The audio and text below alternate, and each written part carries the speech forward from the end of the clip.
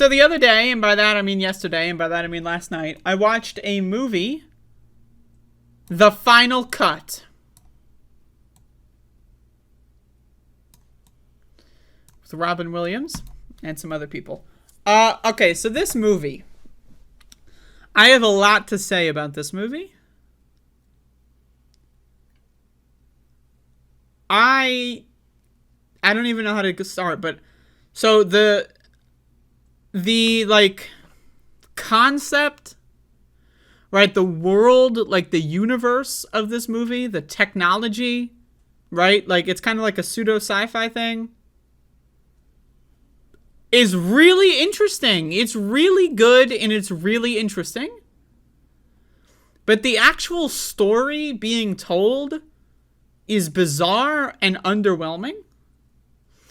And so, but it's weird, right? Like now there's a lot of the time where I watch a movie where it's like, oh, you know, like the there's a lot of cool parts, but this is just kind of lame, right? But the sci-fi aspect of this, the world, the universe that these characters are involved in, I think is significantly more interesting than any of the characters, than any of their stories. So anyway, The Final Cut revolves around the idea that it's like kind of like those Black Mirror episodes where you've got like the implant in your head that like records everything as a video, like your entire life as a video, right? So basically like rich parents and then poor parents will take loans out to get their kids, unborn children, right before they're born, to get them implanted with this device, which is like an organic technology that grows on their brain or something and records everything they see as video. So basically, you know, that's the idea.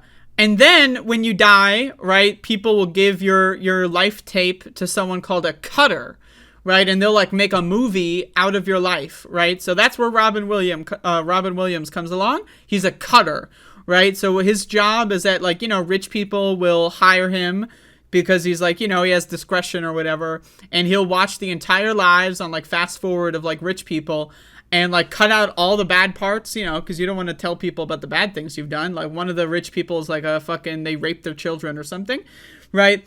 And so I love that concept. The concept is really cool. The political implications, right, of cutting out the bad parts and like just, you know, I love that. The concept is great. And Robin Williams' character is also pretty great. So the movie starts off, before any of this, the movie starts off with a scene of two kids playing in like an abandoned warehouse, and one of them falls to their deaths, right?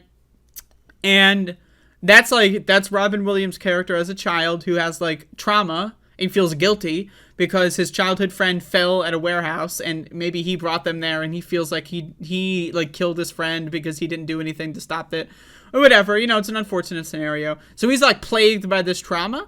Anyway, so part of the movie is that in order to be a cutter, you can't have like the implant, because if you had the implant, right, and you were watching like the lives of rich people, your implant would be extraordinarily valuable. Because if you're watching the lives of like 30 rich people and deciding what parts get cut, and then your thing gets captured, you know what I mean? So like there's like the cutter's code that can't be people with implants.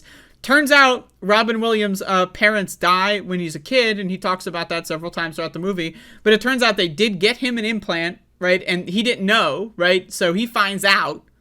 Somehow he finds out. And then, you know, then the word gets out and people try to, like, because he is cutting for rich people, like, you know, these, like, groups that are, you know, like, protest groups or whatever, like, track him down and take his brain or whatever, right? But and then, like, while he's doing this, he finds out his childhood friend, who he thought died, is still alive. And it's like, what? And, like, that's the thing, like, so they find out the childhood friend is still alive. And I'm thinking, oh, shit, that's cool. Right? And then he tracks him down, and then he's like, oh, I thought you died. Or they have like they cry and stuff. Right? But no, it finds out that his childhood friend survived, but is still dead and died like, you know, a couple months before the movie starts. What? Right? So anticlimactic. Right? You know, like the movie, like the universe is great, but the story itself, I don't know, man. It feels like 99% of the effort went into the universe, and then 1% went into the story. Because I just felt like the story is so boring, right? And like the only good parts are Robin Williams, because he's great, right? And he plays the role really well of like the kind of shy, semi like antisocial guy who's like buried in his work but really good at it, right? He plays that role really well. And then like all the other characters are just kind of like the acting is, is mediocre at best. But the universe, like the concept is great. They didn't have anyone to think of a good story to go with it. But I would say watch this movie. Just like the good parts are really good. So like there's a couple good parts in the story. The good parts are really good. And like the universe, right? The sci-fi is really good, right? And you know what? It's worth a watch if that sounds fun to you.